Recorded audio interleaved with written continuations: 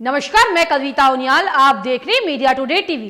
तुर्की के राष्ट्रपति रजब Tayyip Erdogan ने जब से तुर्की में नया संविधान बनाने की घोषणा की है, तभी से दुनिया भर के देशों के पेटों में दर्द हो गया है। एर्दोगान का झुकाव इस्लाम की तरफ है और वो खुद हाफिज कुरान भी हैं। इसलिए दुनिया को तकलीफ है कि कहीं एर्दोगान तुर्की में इस्लामिक हुकूमत कायम ना कर दे। तुर्की के राष्ट्रपति रजब तैयब एर्दोगान अब तुर्की का संविधान बदलने जा रहे हैं। इसके लिए अब उन्हें तुर्की की दूसरी प्रमुख पार्टी का भी साथ मिल गया है। एर्दोगान ने सोमवार को कहा था कि तुर्की में अब नए संविधान पर चर्चा करने का समय आ गया है। एर्दोगान ने राष्ट्रपति परिषद में कैबिनेट की बैठक के बाद कहा था कि यदि हमारी सहयोगी पार्टी इसके लिए तैयार हो जाती है तो आने वाले समय में हम तुर्की के नए संविधान का निर्माण कार्य शुरू कर देंगे। उन्होंने कहा था कि संवैधानिक कार्यों को पारदर्शी तरीके से किया जाना चाहिए। अब उन्हें तुर्की की प्रमुख पार्टी नेशनल मूवमेंट पार्टी का भी साथ मिल गया है। नेशनल मूवमेंट पार्टी के नेता डेवले ने एक लिखित बयान में कहा है कि तुर्की अपने वर्तमान संविधान को बदलने के लिए तैयार है।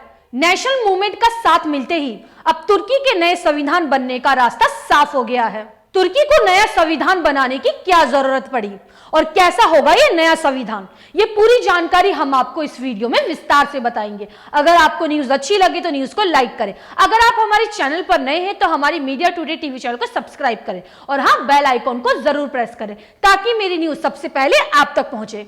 तुर्की के राष्ट्रपति रजब तैयब एर्दोगान 19 साल से तुर्की पर हुकूमत कर रहे हैं। तुर्की के राष्ट्रपति रजब तैयब एर्दोगान प्रधानमंत्री भी रह चुके हैं। अपने कार्यकाल में एर्दोगान ने तुर्की में बहुत से बदलाव किए। अपनी आवाम में भी एर्दोगान काफी लोकप्रिय बन गए हैं। इसीलिए जब अमेरिका ने तुर्की में सेना द्वारा एर्दोगान का तख्ता पलट करने की कोशिश की थी, तब तुर्की की आवाम ने इसे नाकाम बना दिया था। तुर्की की जनता एर्दोगान के ऐलान के बाद सड़कों पर निकल आई थी और सेना के टैंकों के आगे लेट गई और आखिरकार सेना को पीछे हटना पड़ा। तभी से दुनिया ये समझ गई थी कि अब तुर्की को काबू करना मुश्किल है, क्योंकि तुर्की के राष्ट्रपति रजब तैयब एर्दोगान के अंदर खिलाफते उस्मानिया के सुल्तानों की झलक दिखाई देती है। दुनिया भर में मुसलमानों पर जहां पर भी जुल्म होता है, तुर्की के राष्ट्रपति एर्दोगान पुरजोर तरीके से उसका विरोध करते हैं।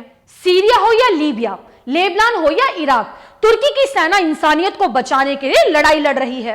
अब हम आपको बताते हैं कि तुर्की को नए संविधान की जरूरत क्यों पड़ी।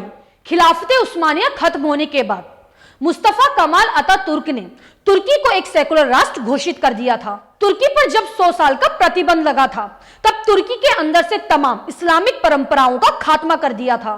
तुर्की के अंदर अरबी में नमाज पर प्रतिबंध भी लगा दिया गया था। इसके साथ ही मदरसों और उलेमाओं पर भी बहुत सी पाबंदियां लगा दी गई थी और तुर्की के लिए एक नए संविधान का गठन किया गया था, जिसके बाद तुर्की के अंदर इस्लामिक निजाम तहस नहस हो गया था। एर्दोगान ने सत्ता में आकर बहुत सी चीजों को ठीक किया। तुर्की की ऐतिहासिक मस्जिद हागिया सोफिया को, जिसे कमाल अतातुर्क ने म्यूजियम में तब्दील कर दिया था, एर्दोगान ने उसे फिर से मस्जिद बनाकर एक मिसाल पेश की थी। 2023 में तुर्की पर लगे 100 साल का प्रतिबंध पूरा हो रहा है, जिसके बाद तुर्की पर लगी बहुत सी पाबंदियां खुद ब खुद हट जाएंगी और तुर्की पूरी तरह से आजाद मुल्क होगा। लेकिन तुर्की के संविधान में अभी भी बहुत सी चीजें हैं जो तुर्की पर जबरदस्ती थोपी गई हैं। इसीलिए अब एर्दोगान तुर्की में एक नए संविधान का गठन करना चाहते हैं, जिसके लिए उन्हें पार्लियामेंट की मंजूरी के साथ साथ अपने सहयोगी पार्टी की भी मंजूरी लेनी थी, क्योंकि जून 2018 में आम चुनाव में एर्दोगान ने नेशनल मूवमेंट पार्टी के साथ मिलकर सरकार बनाई थी। इसीलिए एर्दोगान ने सोमवार को कहा था कि हमारी सहयोगी पार्टी तैयार हो जाती है तो हम नया संविधान बनाने का कार्य शुरू कर देंगे। अब एर्दोगान को अपने सहयोगियों का भी साथ मिल गया है, लेकिन दुनिया भर के देशों के पेट में दर्द हो गया है, क्योंकि एर्दोगान का झुकाव इस्लाम की तरफ है और एर्दोगान खुद हाफिज कुरान भी हैं। इसलिए दुनिया को यह तकलीफ है कि कहीं एर्दोगान तुर्की में इस्लामिक हुकूमत कायम ना कर दें। अब मिलेंगे अगली खबर के साथ। आपको मेरी ये न्यूज कैसी लगे मुझे कमेंट करके जरूर बताएं। शुक्रिया।